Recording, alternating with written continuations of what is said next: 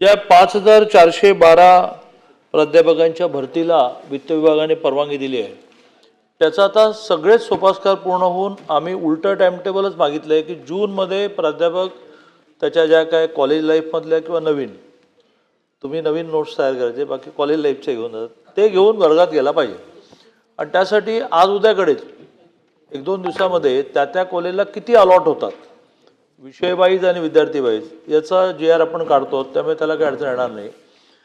नवीन शैक्षणिक धोरणानंतर विद्यार्थी संख्या जी कमी झाली त्याचा विचार करता आपल्याला 11,000 रिकामे आहेत असं जे वाटतं ती थोडी खाली झाली आणि त्याच्यातून भरती झाल्यानंतर उरतील ती काही फार मोठी संख्या नसेल ही भरूया मग 1 वर्षभरानंतर आढावा घेऊया तोपर्यंत काही नव्याने रिटायर होतील त्यामुळे त्याची काही तुम्ही काळजी करू नका आणि तासिका तत्वावरच्या क्लॉकवर बेसिसवरच्या प्राध्यापकांचं मानधन 250 वरून 2 टप्प्यामध्ये 900 पर्यंत आपण आणलं ते 1200 करावं असा प्रस्ताव आहे।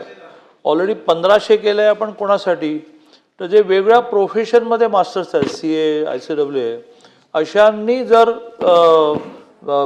लेक्चरला परवानगी दिली म्हणजे वेळ दिला तर त्यांना आपण 1500 पण देतो आणि वेगवेगळ्या विद्यापीठामध्ये ठोक मानधनावर प्राध्यापक अपॉइंट करायला परवानगी आहे त्यांना 50,000 रुपये ठोक पण देतो तो त्यांनी फक्त स्वनिधीतून द्यायला लागतो तर अशी सगळी मिळून त्या प्राध्यापकाची जी गरज आहे ती आपण पूर्ण करतोच आहोत। विषय चालला आहे समाजकार्याचा तर त्याच्यामध्ये जसं प्राध्यापक भरतीचा विषय आहे तसं आपल्याकडे आल्यानंतर आपण काय काय केलं आहे ते एकदा वाचून दाखवू। कॅश योजना ज्या बाबतीत तुमचा खूप आग्रह असतो मला विद्यार्थी चळवळीत काम करूनही जो विद्यार्थी चळवळीत काम करूनही हा शब्द समजून घ्यायला वेळ लागला। कॅश योजना 14/10/2024 नुसार शिक्षकीय पदांना लागू करण्यात आली। हे MSW अनुकंपा तत्वावरील सगळ्या नियुक्त्या भरण्याची कारवाई सुरू झाली। GPF खाते संदर्भात सेवा निवृत्ती वेतन योजना लागू असणाऱ्या पात्र कर्मचाऱ्यांना GPF खाते क्रमांक देण्याची कार्यवाही सुरू झाली।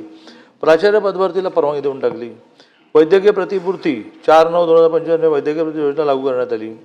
सगळ्यात महत्त्वाचं म्हणजे STA सेवार्थमध्ये या सगळ्यांना टाकलं आणि फेब्रुवारीचं त्यांना डायरेक्ट ऑनलाईन मिळेल।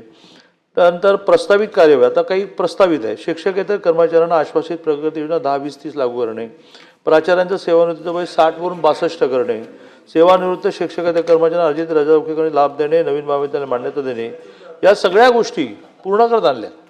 आकृतीबंध एकदा पूर्ण झाला ज्याचं एकदा प्रपोजल गेलं पण साधारणतः मी जेव्हा 13 वर्ष संघटनेसाठी घर सोडून 33व्या वर्षी पहिला रुपया कमवला आणि घर बांधायला जेव्हा काढलं तर बँकेत गेलो आणि इतक्या वेळेला ते मला काही ना काही द्यायला लावायचे तेव्हा मी त्यांना विचारलं की हे काय चाललं आहे ते म्हणाले की तुमची फाईल हेड ऑफिसला पाठवल्या सँक्शन झाली तर माझी इन्क्वायरी लागेल की तू काय केलं तर मला ती फाईल इतक्या वेळा मागे पुढे करावं लागतं तसं इथे पण आहे त्यांना एकदा पाठवलं क्वेरी निघाली अजून 4 वेळा निघेल पण आम्ही ताकदीने पूर्ण करू आणि सँक्शन करू। अभिजित वंजारी।